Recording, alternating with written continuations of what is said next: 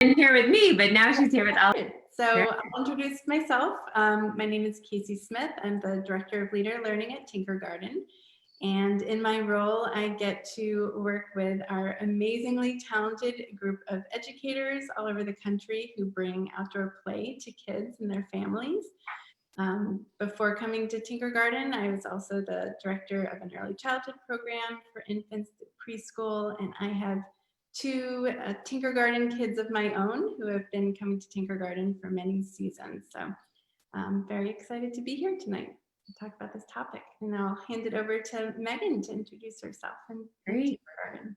Thanks, Casie. Hi, everybody. Welcome. So excited to be here. And this is our first official webinar. So big night and big topic, but I am the co-founder and Chief Learning Officer at Tinkergarten, which really just means I get to learn from this incredible staff and group of teachers that Casie mentioned every day, and families and kids as well.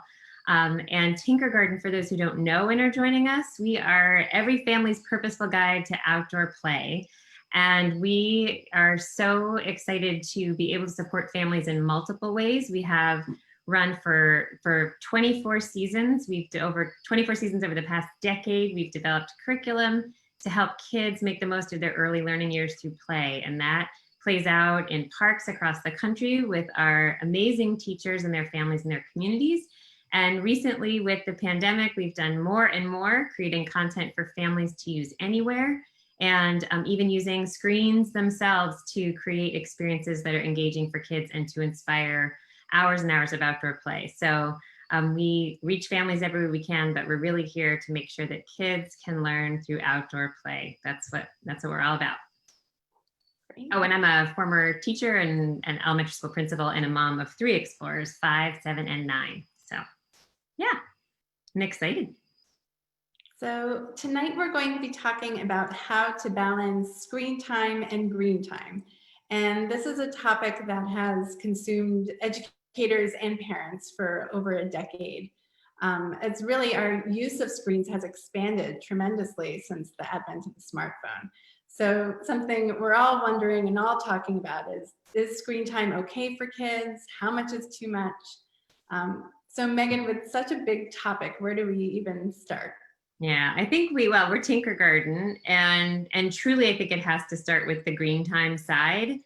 And we'll talk about screens, and it's a very important time for us to have a nuanced discussion of screens because it is such a moment in which families are weighing the role that screens play in their lives. And we'll talk about this more, but at the outset, every family needs to find the balance that's right for them. And that may go from no screens to lots of screens and in between. And we'll share what we've learned, you and I as educators, what we've learned in even this time of pandemic about what we know about screens and how we can help balance screen time and green time. But we want to be really clear, there is nothing like time outdoors for children.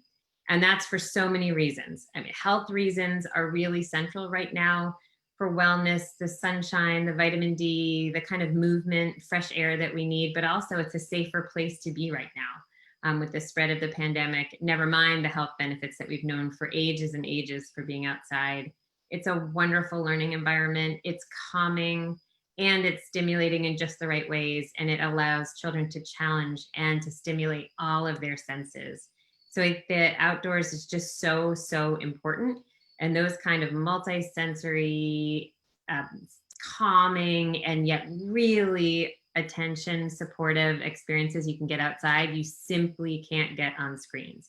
So we have to start there. Everybody who's on the screen needs to continue to find lots of green time, and we'll talk about some ways to do that. But that's at the core of everything we do and everything that we believe. I think that's the most important place to start. And then from there, we can talk about, how you balance screens within the world, but you have to have a core of green time in order for kids to really develop and grow.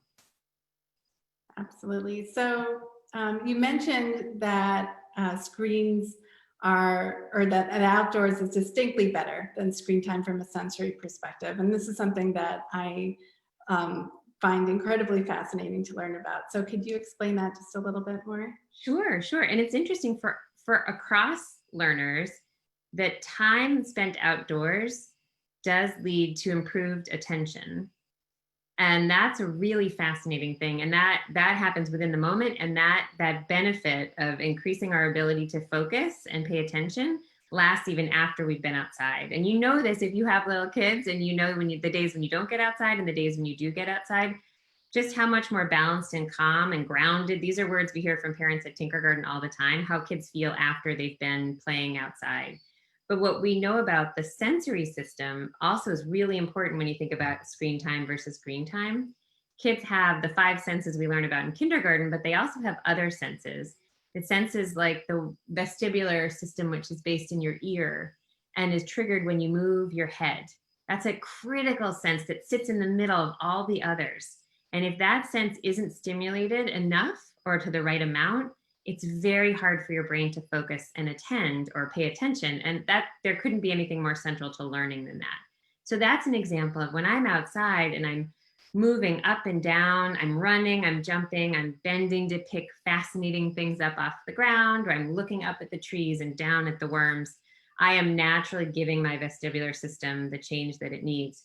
But when I'm sitting like we are right now, and I'm looking at a screen for periods of time, my head is in one position. I'm seated, I'm fully attending to the screen, and I'm not getting that kind of input that I need. You also really need to use multiple senses, especially as a child, because you need to be able to learn to integrate information coming in through multiple senses. You know, I'm seeing something, I'm hearing something, I'm feeling movement, all of those things happening at once. My brain needs to learn to take it all in, process it, and make sense of it.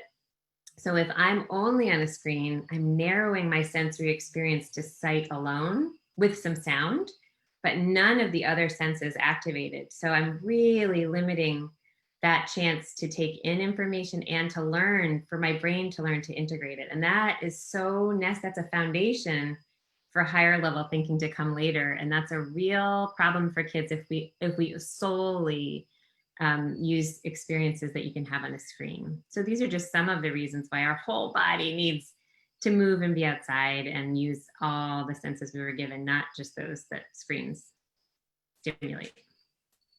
So knowing that the outdoors is ideal, we also know that screens are a part of our world and they can lead to really wonderful experiences. So let's get into screen time. And the question that we most often get is, how much is the right amount? Yes. Yes. And I think one thing that's been really helpful, if people have been reading, a lot of the things that I've been reading and consuming have started to use things like screen use or screen experiences over screen time. Because one thing that we do learn, as there are definitely times that we'll talk about at certain ages that the American Academy of Pediatrics is recommending that we use, but really this is a nuanced question. Screens can offer really great experiences, ranging from connecting with grandparents that I can't see and keep safe right now, or that just live far away, to wonderful interactive experiences and seeing animals that I would never see, or hearing nature sounds, or so many things that I can experience as a child that really are wonderful once I'm old enough to experiencing them. And it's more about the type of use or the purpose of the use than it's about the amount of time. So we'll talk about that a little bit. There's been a lot of work done on screens and a lot of research. And over my 10 years, I've ridden quite a roller coaster of worry about what exactly is helping my child, harming my child. And it's still difficult because when we look at reviews of all the research, and one great book for this is The Art of Screen Time by Anya Kamenetz. It really lays out all the different studies and their benefits, their weaknesses, and what you see when you see it all laid out is that it's not black and white. It's not screens are bad and there's no problem. Unlimited screens are great, no problem. So it's somewhere in the middle. It's very nuanced. And so what's great about that is that it allows for some flexibility, but what's really hard about that as a parent is it's hard to figure out what's right. And I think that's why we struggle so much. But we do have some guidance for little ones. So there is evidence that screens before 18 months are really not conducive to the brain development that's going on. That's not ideal for kids. So for parents to keep screens out of the eyes and experience of little ones up to 18 months And then for 18 months to 24 months, if you are going to introduce screens, it really should be with a caregiver and be moderated and co-viewed or co-experienced with an adult, so that that's a bridge between the physical world and the screen world, because that's really hard for the brain at that point. Then from 2 to 5, the recommendation is about an hour a day. And some people say a little more on the weekend, but really about an hour a day. But then 6 and beyond, it's not really clear. And it's sort of a balance and healthy lifestyle. So really this all comes back to balance. And there are some great things that can help us to find that balance, but it really is an art of having families find the balance that works for them and their kids. So it seems that for kids who are 2 and up, we're not necessarily looking for a specific number of minutes, but we do need to figure out how to find the right balance for our kids, which is really personal work. And from Candace's book title alone, you can tell it is more of an art than a science. So as we, as parents, are trying to take on this art form, what are some simple rules or guiding principles that we can follow? Absolutely. Well, first, if you feel in your gut and in your heart and your head that screens are not good for your children, then that is the right rule for you. And we should make sure that we are not, as adults, supporting one another in a community, sort of pitching against that. That is a fine decision to make, but it need not be the decision based on the research that we see. It doesn't have to be that kids, as long as we kind of watch out for the younger kids, have a no screen time thing.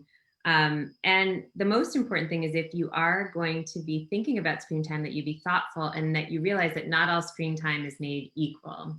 And it's not all of equal quality. And Kamenetz in her books talks about how screen use is a lot like food. And there's really nourishing screen experiences and there's junk food.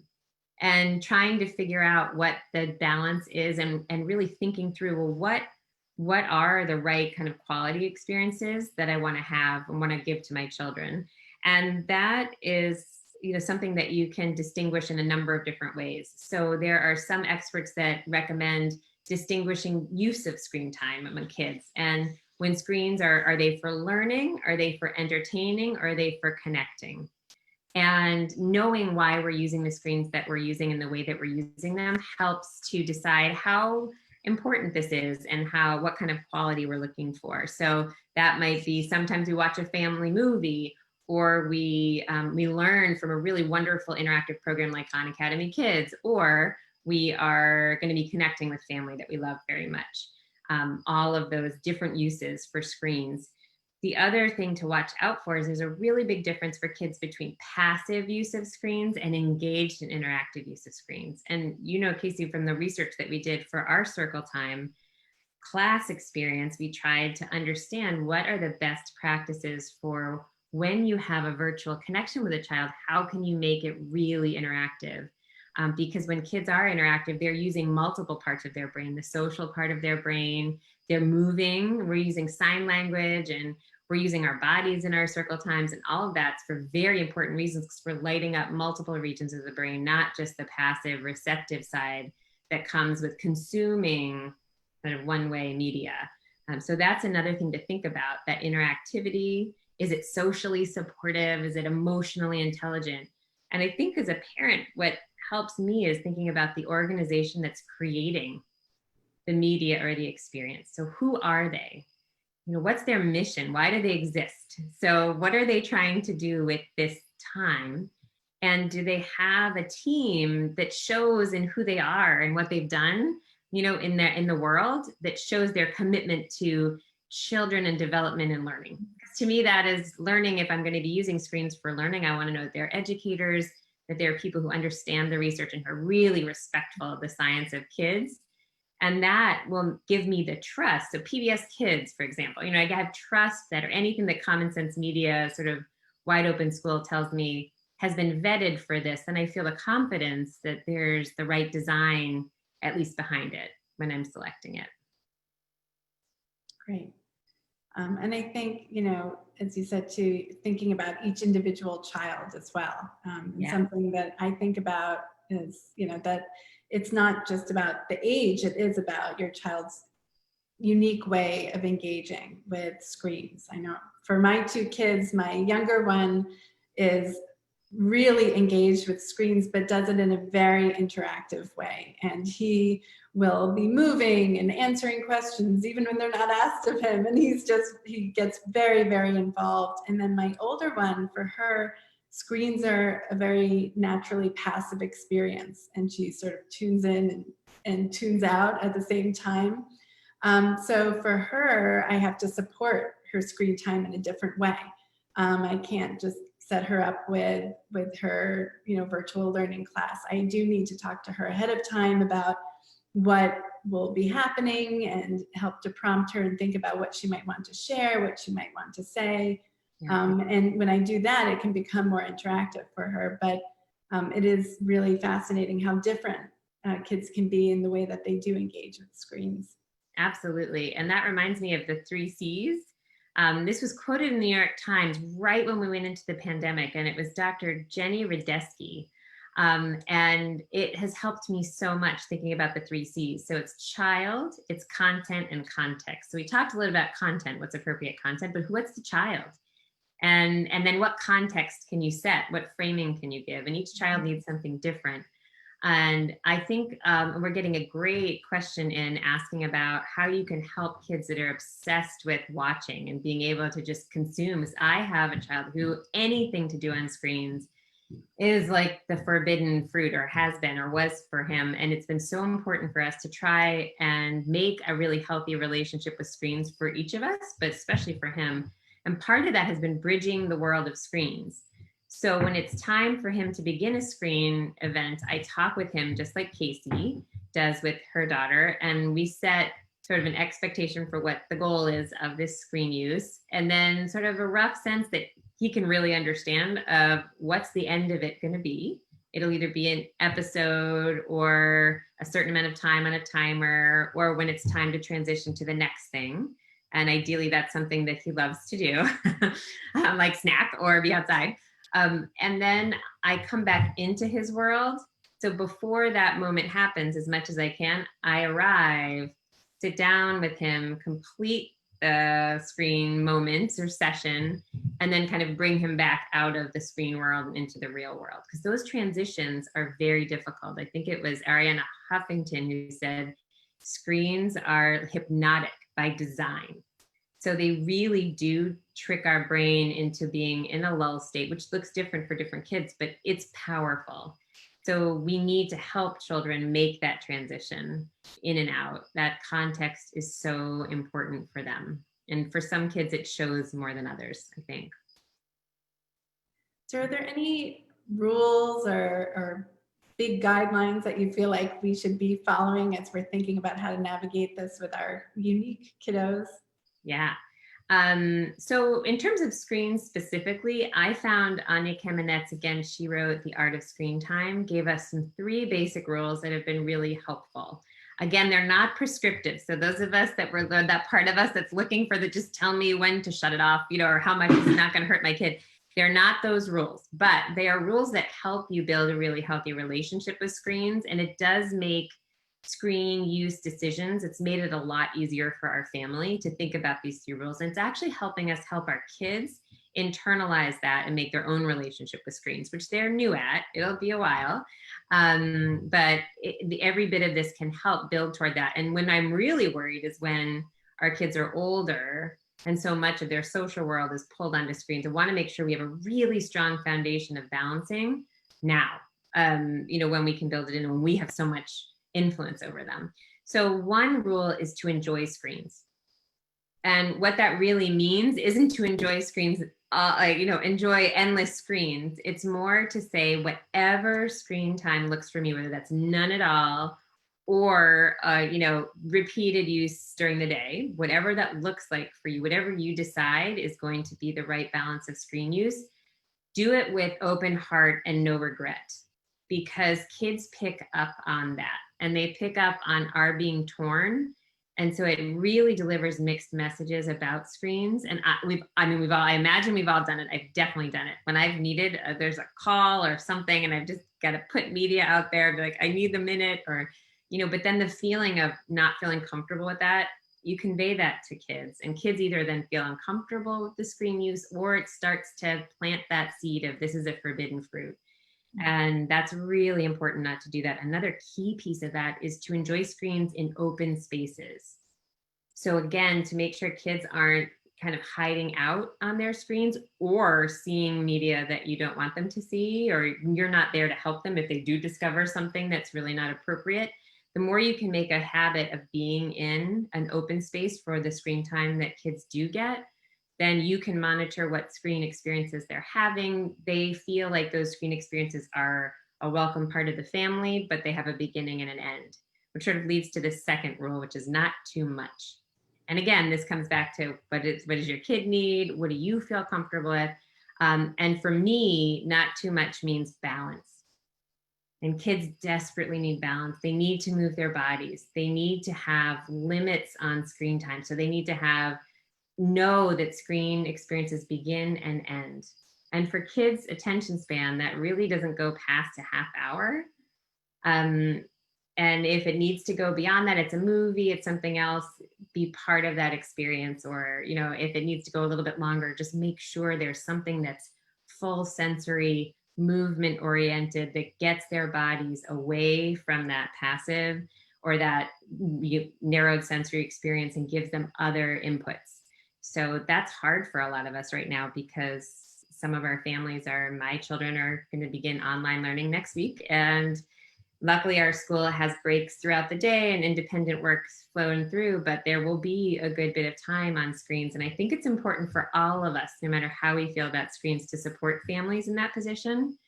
It's a real equity question right now. This is how many millions of children will access their teachers and their education. So how can we focus instead on, vilifying or getting extreme about rules, but how can we focus on helping families balance?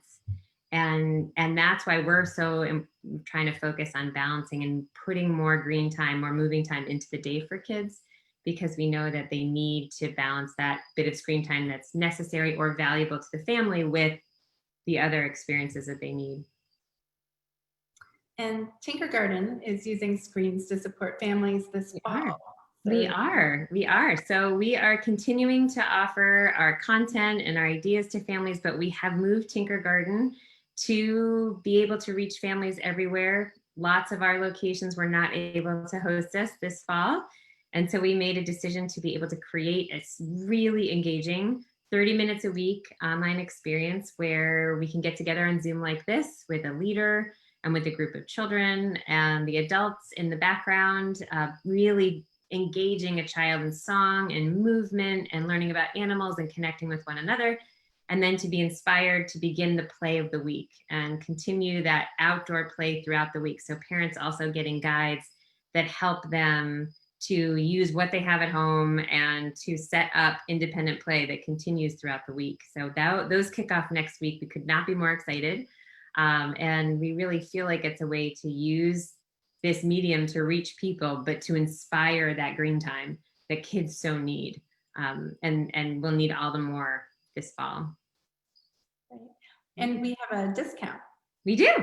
We do. It just started today, and the discount runs until Sunday at midnight. So anyone who is thinking about joining us for Circle Time, Casie and I both participated in our summer pilot. It's an amazingly engaging experience, and I'm really proud of our team centrally, and our team of amazing teachers for really making this incredible experience possible in this moment. And those classes will be kicking off starting next week, but you can use a code Creativity15 because this is our creativity curriculum that we'll be doing. And you can receive 15% off for the 8 weeks of Circle Time, which is a great deal because it's already only $72, which is great. So please, if you are thinking about it, or it's something that you think will help balance that, get the green time into your life, that's why we designed it. So we'd love to be able to help families with that. Yeah, great. So at this point, we'd love to open it up for Q&A. So please do put any questions you have in the Q&A chat there. I see we have one here. It says from our Facebook viewers. So in their school goes from 8 to 12 for their 8-year-old. and it sounds like it's distant or remote learning. So it's this parent saying it already feels like too much screen time, but he did have a routine of watching his favorite shows for 30 minutes. So how do you balance that? Yeah. Well, again, so one thing to think about is that we talked about the types of screen use. So, and that passivity versus interactivity. So the passive 30 minutes, and then what will likely be an interactive educational experience from the school from 8 to 12. But we've been consulting schools and really trying to help them understand that children are absolutely going to need breaks. So if 8 to 12 is a solid block of sitting on a screen, which I think just it doesn't seem to be possible, even with bathroom breaks and snack breaks and move, I can't even, as a teacher, I can't imagine having children doing sitting in a similar way for that long. It's really important as a parent to speak up and connect with your school and let them know what's not working for your child. A lot of schools are in dialogue, schools that have started earlier, hearing from parents about what's working, what's not working, and schools need to know. So if you're finding, I would watch your child, see how they're responding, see if they're either getting too low energy or starting to really get, it's starting to exhibit behaviors that are either sensory seeking or frustrated, even after their time. If the afternoon is really rough, that's all really important information for your teacher, for your school to hear, because it's your child's sensory system saying, I need more movement, I need more. We also have a wonderful program called Playbreaks that we just launched, and the first Playbreaks will come out from Tinkergarten this Sunday. And these are quick, easy ideas. You can put them in a jar and you can have your child pull one out when there is a break. Or you can, just pull your child from the screen and have them take a break to do some movement and some play. These are all designed to balance your child's sensory system and give them some outdoor time that they really need. So weave that in 8 to 12 or after school. And really you can think about your day as a 24-hour period when you think about balance. So even if that 8 to 12 happens and it's mostly on a screen, well, wow, what can you do with 12 to bedtime, and how can you fit in some really beautiful outdoor time, some play, come to circle time, get inspired, all sorts of ways to make sure that balance is there, on the overall. Great. We have another question about, says, with the smoke we're having, it isn't safe to be outside. How can we balance it when it isn't safe? So if you can't get outside, how do you find that? Absolutely. And it's so hard in California and Pacific Northwest. We ache for you. We love you. And we're so sorry this is happening.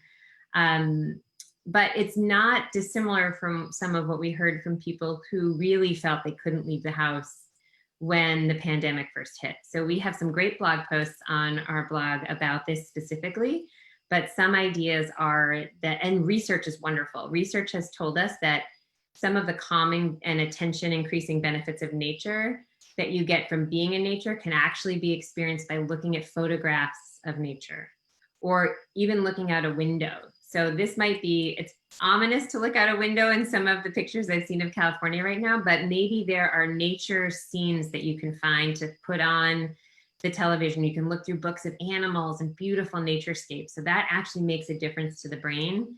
You can, when it's safe to go out, go and collect sticks and acorns and leaves and even dirt and bring that in, put it in the bathtub and have a mud experience. And that's kind of mind flipping for kids, that only during times like this could we actually play mud in the bathroom or in a bin, or, having a nature moment where you bring some of the materials inside really does give children some of the benefit and much of the same benefit. So, we'll all be holding our breath for when you can get outside and breathe deep again and be out there. But those are some good ways to bridge the gap, and you can find more on the blog posts too. There's a question about for families whose children are doing online remote learning. Is there a benefit to having that screen time happen outdoors? Sure, that's another wonderful idea. In fact, we have a screened-in porch, and we're trying to figure out how to get multiple children and headphones out there, because you're getting the benefit of fresh air, and that's huge. But you're also able to, when listening, you can hear the sounds of nature, which are inherently calming, and you can smell the smells. So you're automatically getting that kind of sensory stimulation, feeling the wind, that you benefit from just being outside, that same calming effect. So if you have the ability to move the learning outside, absolutely do it. And of course, if your children are going to a center or a school, the more that school can be outdoors for their learning, the healthier and the better as well. So if you have a hybrid day, really lean into your school, try and support them, encourage them to go to our blog, because schools have been using the resources we have for how you can learn outside. So, keeping that going is a great idea. Yeah. And there are a couple of questions about kind of equipment that supports kids while they are engaging in screen time. So thinking about their posture, or using a ball to sit on, or a certain kind of chair. Do you have any thoughts about that? Yeah, that is, I think there's a wide range. And I think if you are in a school, it can be great to connect with either an occupational therapist or some people, anyone on staff who really is an expert on helping kids' sensory systems. But there are a number of tools that you can get for children that allow for movement. So a ball is a great example of that. When we talked about moving, changing the position of the inner ear and giving feedback to the proprioceptive system, which is the muscles and the joints, being able to squeeze things, move. If you are indoors, then you have to be indoors. There are some things that you can do to balance that sensory system. And there's some wonderful, if you go to our blog and you read about the sensory system, we have hidden senses. You can search for that. There's multiple articles about that can lead you to websites with ideas for how to support the whole sensory system that would probably have some great ideas about what kind of ways of sitting objects can support that kind of stimulation. It looks like we have a few questions in the Q&A too. Do we have those? All right, let's see. So looks like this is someone who works with families and childcare providers who often have the TV on a lot of the time. So can you advise on coaching caregivers to turn it off? Yeah. Yeah, I think that it's really interesting to think about teaching caregivers a little bit about the sensory system, and how how sort of hypnotic screens can be, which if I were talking with caregivers who had it on, I would not want them to feel shut down, that they were doing something that was wrong for their child. Especially where, as Laura, you attune, there might be cultural pieces to that. And again, everything with screens is really, truly a family decision. But once I even learned about how the senses how screens really do pull attention in ways that are captivating to an extreme, to have that on in an environment will narrow a child's sensory focus and experience to that screen.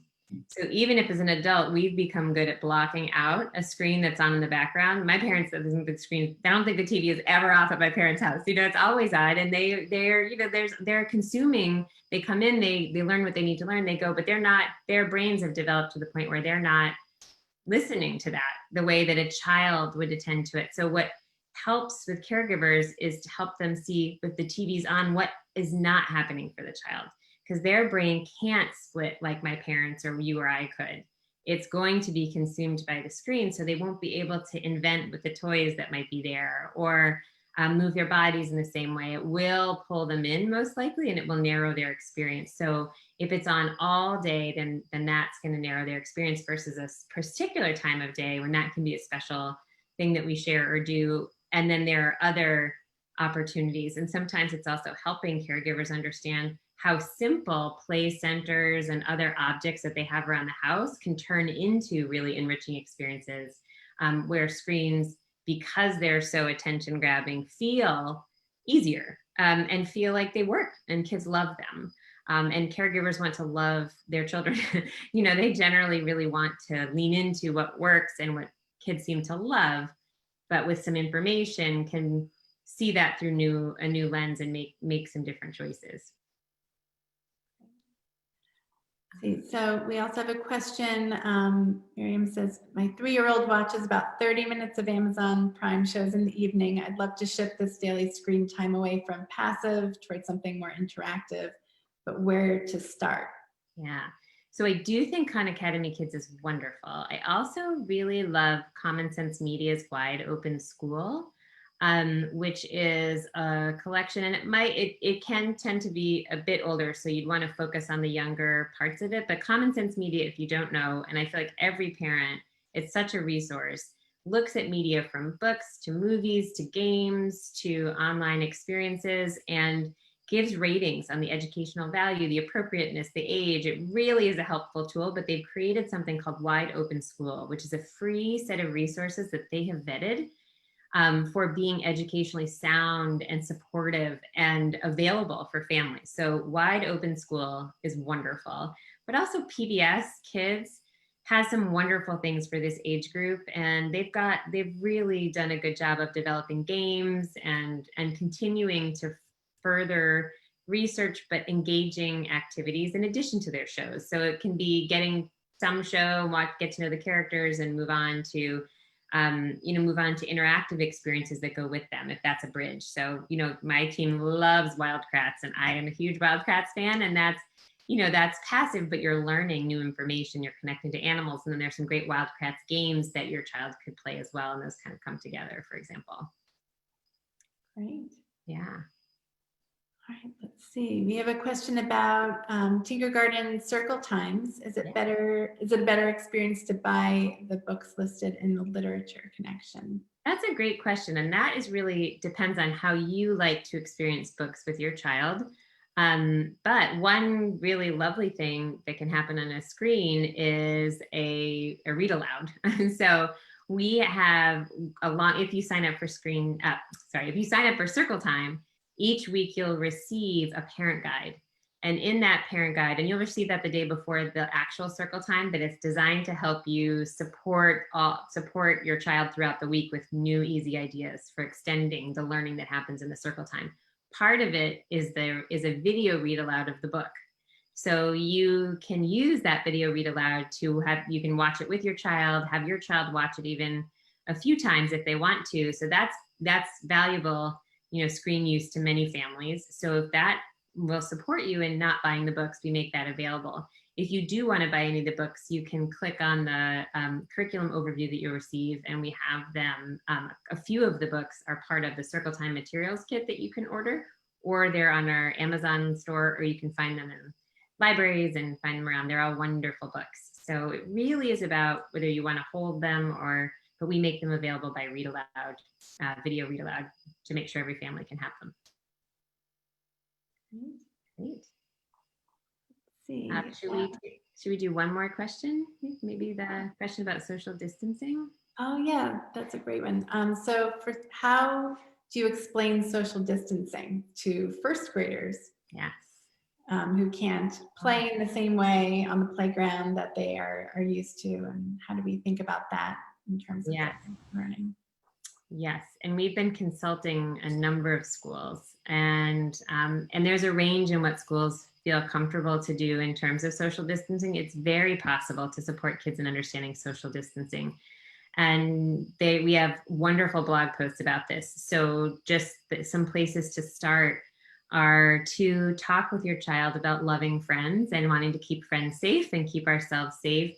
It is much easier if kids wear masks, and we know that that's safer. So we have a great blog post on how to help kids make friends with masks, but also a number of different fun ways to learn what 6 feet or what a bigger bubble feels like. And teaching kids to have a personal space bubble is a part of early childhood. That's not inappropriate at all to be teaching children. We just have to be ready that children learn things over time and with a lot of experience and a lot of reminders. And children are wired to be together. So it is a challenge to teach it in this time because we can't give them as much space to err. Another thing to really realize for yourself is that, the CDC even says you need about 15 minutes of really direct contact. So you can think more when you're supporting your child at a play date or a socially distant gathering, just to gently remind rather than to feel frantic about them getting within 6 feet. If they're getting too close and staying there, gentle reminders to make their bubble big again usually is all that you need. And you need to practice that. But kids are wonderful at learning it. They just need, their impulse control is not as quick as ours. So they need a lot of practice and a lot of reminders. One last thought is to look on our blog about lobster play. So we also created a way of really learning about lobsters who move backwards very well, and helping your kid to have fun with that and move like a lobster. And that can become something that's a really easy device to encourage them to back it up without making them feel badly or negative, as you asked in your question. No child should feel negative about wanting to play with friends, but they can learn. They can absolutely learn to keep space and still play. Great. Wonderful. Well, thank you, everybody. It's even 9:45. We could talk about this for a long, long time because it is such an important issue and it's so nuanced. And I thank everybody for coming tonight with questions and open minds, and anyone watching, continue to let us know what kind of resources we can design for you. If you're looking for a way to make sure outdoor play is part of every week and joy, and those of you who know Tinkergarten, what is magic about Tinkergarten, join us for Circle Time. It's a way to really connect and experience that even in this wild time. I mean, especially in this wild time. So that starts next week, and Creativity 15 is a way to save a little bit. And if you're on the fence, we'll make it easy. Come join us. Great. Thank you so much. Thanks, Casie. Thanks, everybody. Thank you everyone for joining us. Bye. Have a great night.